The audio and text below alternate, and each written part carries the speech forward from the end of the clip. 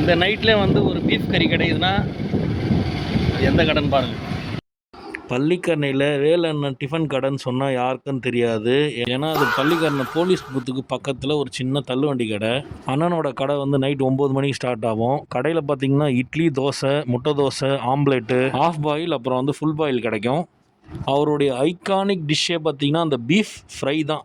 அந்த ஆனியனை தோசைக்கல்லில் போட்டு அந்த பீஃபை போட்டு வறுத்து எடுத்து கொடுப்பார் பாருங்கள். அந்த இட்லிக்கும் தோசைக்கும் வச்சு சாப்பிட்டிங்கன்னா அப்படி ஒரு டேஸ்ட்டாக இருக்கும்.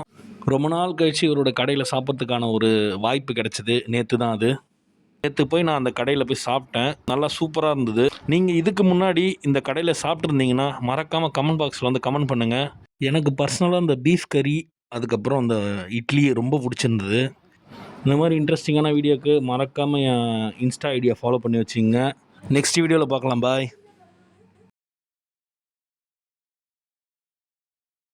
வரேண்ணா.